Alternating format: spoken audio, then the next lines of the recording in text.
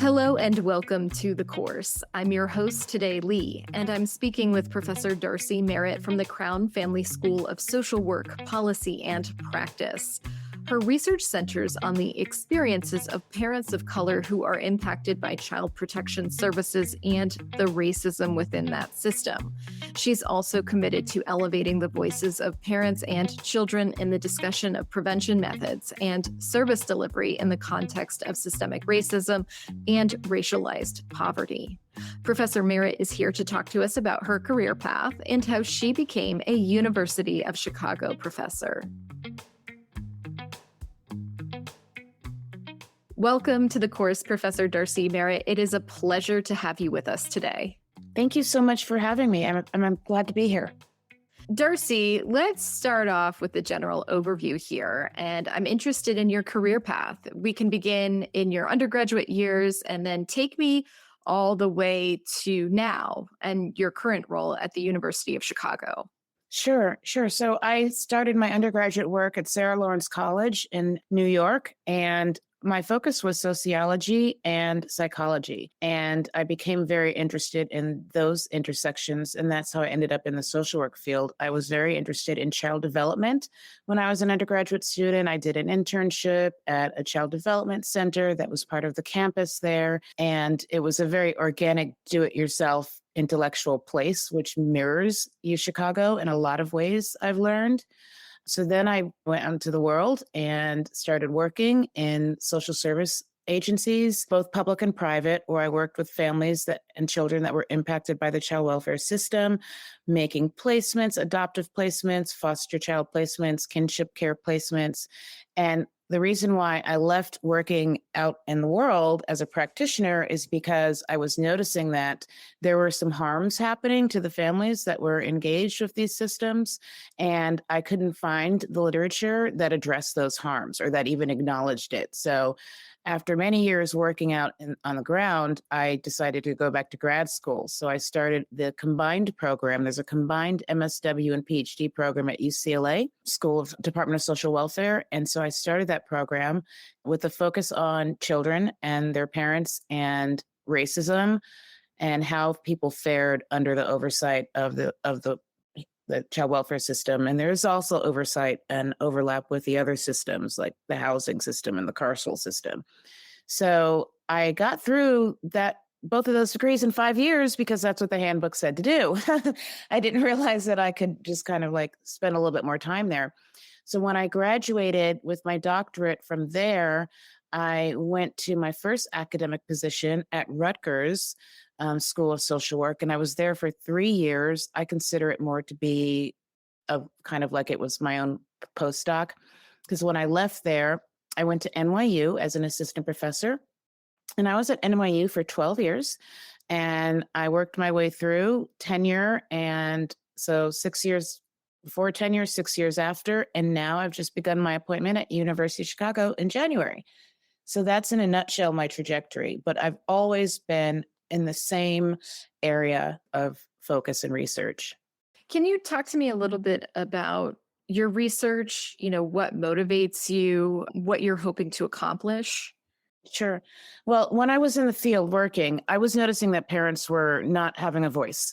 So services and interventions were being done to them, but they weren't having any input and allowed to give any feedback about what was happening. And the stakes are extremely dire because they're at risk of having their children removed by the state. And that was very scary for a lot of parents, but nobody was asking them through the process, how does this make you feel? How is your family coping under these circumstances? Nobody was asking the first question, which is what they should have asked: what happened to you? The assumption is that parents were poor parents and they were not raising their children appropriately, or to the expectations of some very privileged, powerful people. And those people were not taking into consideration their histories of oppression or systemic racism or implicit bias, a lack of opportunity, how this system's involvement is intergenerational. Nobody was asking them. So I wanted to go back to school to specifically study how parents experienced this oversight system. And so that's what I did, because the literature needed to be bolstered with those accounts. So, Darcey, let's take a minute and dive a little bit more into your personal history. So, when you were a little kid, What did you think you were going to be when you grew up? Or what did you want to be? Well, I wanted to be a doctor, a medical doctor, a pediatrician. And then I learned quickly through my hard science classes that that was a bad idea. But so I decided that wasn't right for me. But I did end up becoming a doctor, but more appropriately, an academic doctor. I used to bring home children who were unhappy at their homes. I was always the kid that was running around trying to solve and fix things and help kids that were unhappy. I would bring them home for dinner. And so I think I've always had this in my soul from when I was very small. And then I continued to do that in one way or another throughout my entire life, actually. And then what were you like as a student? Like, were you a good student, a mediocre student? What was your, I guess, relationship with school like when you were in middle and high school? Well, I was a great student. From when I was small, you would never see me without a book. Like everybody knew I would always have a book. So I was an avid reader. I loved to read. I did really well in school. I went to a private girls' school for high school. And so it was a good environment for me. So yeah, I was a pretty good student all the way. I love school. I wish I could go back to school. If I was independently wealthy, I would just stay in school. And then what motivated your desire to become an academic and to go through the process of getting a PhD, which is not for the faint of heart? Not at all. It's not at all for the faint of heart, especially as a Black woman. So that plays a very significant role in my experience in the academy, me being a Black woman, because it's normally a place for privileged white people who have those opportunities to get themselves through all of the different things. But as I said, my experience working with impacted parents in the field really motivated me to go back to school so that I could actually make a difference from the other end. Also, my mother was a teacher, so teaching is kind of in my family. So I enjoy teaching very much. And I've had some really fantastic teachers in my life. And there's always a teachable moment, and there's always a way to support somebody. And so my mission is to support students, particularly BIPOC students, those who look like me and those who might need some guidance in navigating this academy. And can you tell me a little bit more about your experience in grad school and some of the challenges that you encountered, specifically challenges related to your race and your identity? Well, I had imposter syndrome, which I still do. I think it just comes with the territory. So I felt very supported at my grad school, UCLA. My department, my professors were wonderful, and they basically just made sure that I was well supported there. It's a very good program. I was trained really well. So, also the camaraderie with my classmates was great. Like our cohort, we're still friends now. We still keep in touch with one another. And that's been really just enriching for me and heartwarming. So I enjoyed grad school. I didn't have the pressures of being a professor, so that was different. I oftentimes tell my mentor, I'm like, you didn't tell me that it was going to be like this once I finished school. I thought it was just, roses and flowers and everything was great. I didn't realize all the underbelly of the academy, so to speak. But I really enjoyed my program and I enjoyed my professors. And who did you lean on for support, or did you have a mentor or anything, or someone, honestly, to look up to who had walked the path that you were on? Well, my mentor is at school was Todd Frankie, a white man. And so I've been supported by a lot of white men, to be honest, as I'm thinking back. There weren't a lot of role models for me, Black women. There was one Black woman professor while I was in school, but there weren't a lot of role models that had walked my specific path. So that's why I'm trying to be that role model for others. What about family and friends? How did they support you? Oh my goodness. At the time that I was going through grad school, I was divorced. And so I was a single parent. And my father, if it weren't for my father, I don't know what, because he would do a lion's share of after school care and things like that when I had to be at school studying or in class. My mom was a teacher, a wonderful teacher. So I give her all credit for that. But basically, my parents, with myself and my brother, my father always says there's two things that can never be taken away from you, and that's your education and your travel experience. So they did the best in their power and ability to make sure that we had those things. And so that's why I'm so well traveled. And that's why I've been educated at some of the best schools in the country. all due to them. So they've always encouraged my academic trajectory, and they were very, well, my mom's gone now, but I'm sure she's proud. But my dad is very proud as well. And my son is also quite keen to intellectual development. He's graduated now from college, but it's education's an expectation and a big deal in my family. And I imagine being a single parent while pursuing a PhD adds its own layer of complexity and challenge. Indeed, indeed. But it turned out really well because my son, he oftentimes thanks me. He thanks me for going through what I went through with him as a young one. But and also he got to see mom study. Like that's cool. If you're studying and you see mom studying and mom's going to class and mom's teaching, that kind of sunk into him. So I think the fact that I had support from my friends as well. I don't have any of my personal friends. They're not in academia, but they were always very supportive and like helped me with him. And, they would give me feedback on things I was working on. So I've been, well, as I'm talking to you, I've been extremely well supported in my career choices. Well, speaking of career choices, why did you want to become a professor versus some other job that could try to affect some of that change that you wanted to see in the world? I think I belong in an intellectual environment. I mean, I studied philosophy for fun in college. It's just who I am.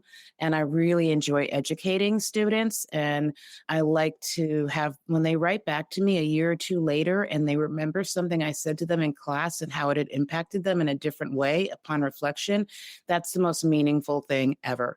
So I have a host of past students that have expressed their appreciation well after they finished their programs.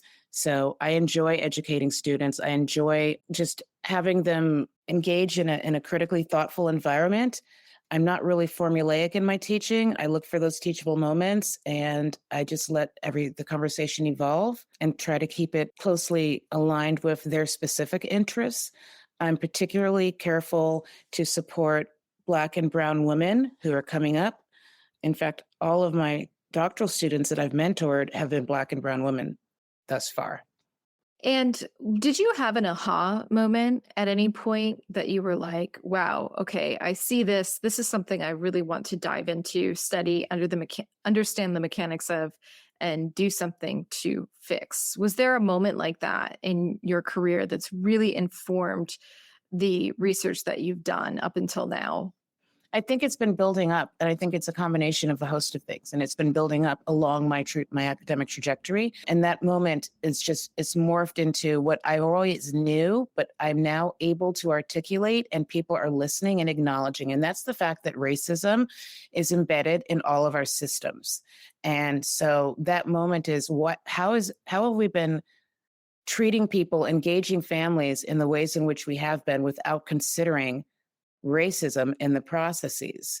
So there's a healthy conversation happening right now in my field about this, but it's long, long overdue. So I think that's what's most both surprising and upsetting is that we're just now engaging in the literature and people are acknowledging that, yes, this is a problem. We need to figure out how these systems are impacting marginalized people. I appreciate that reflection. And what about finding inspiration in the work that you do? Who are the people and what are maybe it's people, maybe it's something else. Like where are you finding that inspiration? I find the inspiration every time I talk to and interview a birth parent, a birth mom, and they thank me and they feel comfortable and they open up and they trust me with their trauma stories. And so they inspire me because I want to make sure that they feel supported because what's been happening has not been support or healing for them. It's been traumatic. And also, my son inspires me a great deal. He's just the smartest person I know, and he's very grounded, and he helps me to be mindful of present moment and not spiral out of control and switch up my routines. He's a very emotionally healthy kid. I want to jump back to something that you mentioned earlier, which was travel and the importance of travel that your parents instilled in you. Can you tell me about some of the travel that you've done in your career and how what you've researched, what you've experienced and witnessed in the US has applied to other countries? Yeah. So first, I lived out of the country on an exchange program as a high school student. I lived in Malaysia for 5 or 6 months. So as I said, I've been traveling my whole life, but most of the travel I do now is to present my work at conferences. I was invited to present a keynote for UNICEF in Beijing. So I've been invited by a couple of other universities in Shanghai. So I've been to Shanghai twice and Beijing once. And so wherever there's a conference that's focused on child welfare issues, whether in this region or in other regions, then I try to apply to those conferences. I have given many talks on the way in which the Western child welfare system differs from places such as China, places such as Abu Dhabi. I gave a week-long training to people in their human services department in Abu Dhabi. I've been to Qatar and Oman and Netherlands and Berlin. So I go all over the world presenting my research. And wherever I go, I try to understand how things are different in those places. It's very different in China, but there is an issue to be dealt with. And so I've been requested to provide feedback on how to build up their child welfare system with some of the tenets that we have here in our system. And what was that experience like? Oh, I loved it. I love traveling and I love going to China as well. I was very well received and it was a humbling experience. And I love different cultures and I love meeting new people and understanding how things differ in other places. And it's always food for thought. So I plan to continue my international work. And Darcey, you've already accomplished so much in your career, but what are your goals for yourself as you move forward into the future? Well, my professional goals are to work myself out of a reason to research child neglect and how parents are being treated. I would like to not have to, I'd like the problem to be fixed or mitigated.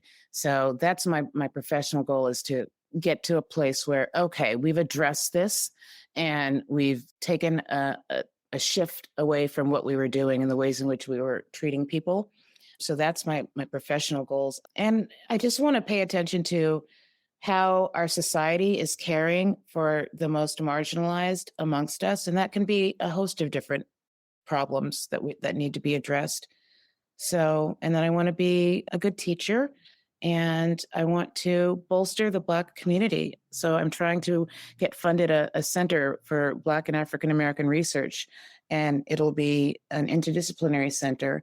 And so scholars in different disciplines will all come together and work on projects individually or together that have to do with a strength-based perspective of caring for Black and Brown communities.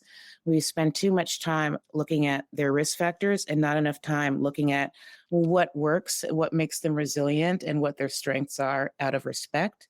So that's my professional goals. My personal goals are just to remain mindful and healthy and well learned and just, a kind human being, a kind person in the society that's productive and contributing. I'm interested in the interdisciplinary center that you mentioned. Where did the idea for that come from? Well, there was a call, ACF, the government had a call for proposals to develop such a center, but they had specific areas of research that they wanted to have done. And so I didn't get that funding, which turns out to be a blessing because now I wrote this whole grant and it's really exciting. But now I don't have to be tethered to their specific research goals, and all of the people on the team can study and develop projects that they really wanted to do. So I don't have those parameters and those boundaries around me anymore. And so there'll be people from public health, law, education, nursing, all of the different sociology, all of the different disciplines that make sense that study issues that impact the Black community. And so I've pulled them all together. So it's virtual in nature and everybody's on board. We're just trying to get the funding sorted out. We're doing like project here, project there until we can get the infrastructure funding. But it's very exciting because what's innovative about it is that it's kind of by our people, for our people. So instead of our typical understanding of diversity, which is a lot of white people and a handful of Black and Brown people, this center is going to be fully resourced by Black and Brown people with a sample of white people. So it's a different way of looking at diversity. Wow, that sounds really exciting. And speaking of exciting things, can you tell me about the fun parts of your job? Like, what do you really love about what you do? Well, I would say there's lots of different fun parts of my job. I do enjoy teaching once I'm in the classroom. The preparation is a little bit daunting, but I love engaging students in conversation and having them, think of new ideas, thinking outside of the box. I love the process of learning. I do love writing. And believe it or not, doing coding for my data analysis is actually a lot of fun for me. I'm a nerd like that. Yeah, and also what's incredible is just over the years, knowing how many nice, wonderful colleagues I now am tethered to for the rest of my life from other places. And so I've met a lot of really good people that are doing fantastic work, and I have a great deal of respect, and I'm humbled to be in their world. And because even the jobs that we love, there are parts of them that we don't love. Can you be real and talk a little bit about just some of the stuff about your job that you are not a big fan of, that is not that fun? Yeah, just as I said, racism is embedded in all of our systems because that's how our country was founded. Racism is also embedded in the academy. And so I've experienced more than my fair share of that in both overt and subtle ways. And so what I wasn't prepared for, that I didn't know was going to happen and I don't like, is the politics. There's a lot of politics and there's a lot of, strategies that need to be put in place to kind of step around those problems that can arise. So the politics of the tenure process, it's just awful, but we have to get through it. The politics are involved in the publication process, but I'm an editor of a journal now, so I have the opportunity to be mindful of how to mitigate that and avoid that as much as possible. So yeah, I would say the politics is the worst part of it. And the embedded racism. And the embedded racism. It's really bad. It's really bad. Thinking of the embedded racism and thinking also of the joy that you get out of the work, two things can be true at once, right? Mhm. When you think about people like yourself, so Black and Brown people and Black and Brown women, maybe in particular, what advice would you have for them if they're considering joining the academy and pursuing a PhD in social work? I would suggest that they find a group of sisters. They need sisterhood. And when I say sisters, I'm not just talking about Black and Brown people. They need sisters of all kinds. So I've been very fortunate. One of my dear friends and colleague is a white woman, and she has stepped up for me in so many meaningful ways. I can't even tell you how, like, it just blows my mind. And so she needs that. I need that allyship. So I would suggest that people like me coming up through the system need to have allies. They need to have people who have more power and privilege than they do to speak for them when needed, because those times will be needed. Because before had tenure, I wasn't in the decision-making rooms. So I wasn't able to speak up for anybody coming up behind me. Now I can, and I make a concerted effort to do so. So they need to have a network of people in wherever they can that they can just go to for healing as well and for just some support, because it's very hard. So just people they can trust and they can go to and can give them some advice or help them, like, step around whatever might be in front of them that's going to be a problem. On the flip side of that, I wonder sometimes, since you are in this ivory tower, so to speak, what you wished people in academia understood about the work that others, so people outside of the academy, are doing on the ground when it comes to, your research interest, your research focus. Yeah, we need to really look at the people that we're trying to help. There's a lot of people, these are actual humans that can be traumatized by oversight systems. So that's what I want people to understand. And children are in families and elders are in families. So those who study aging, I guarantee you there's children in that family somewhere. And so there's a lot of overlap. So we need to consider all of the individuals that comprise families and how everybody's impacted by these systems and by neighborhoods and opportunities for education, opportunities for employment. It's all together, connected. And so that's what I try to pay attention to, which is why it was important for me to make sure that the center is interdisciplinary, because there's so much overlap. See, racism is a public health problem as well. And Darcey, finally, I want to ask you about the most gratifying thing about your job. What is that for you? I think it's being able to include the voices of these impacted moms in the literature, being able to speak for them with their permission, obviously, and through their words in the field of social welfare and at conferences. That's the most gratifying, is to actually be able to champion and center their experiences and their voices. That's why I do what I do. Thank you, Professor Darcey Merritt, for your time today. And course takers, if you enjoyed listening to today's interview, please check out the other ones.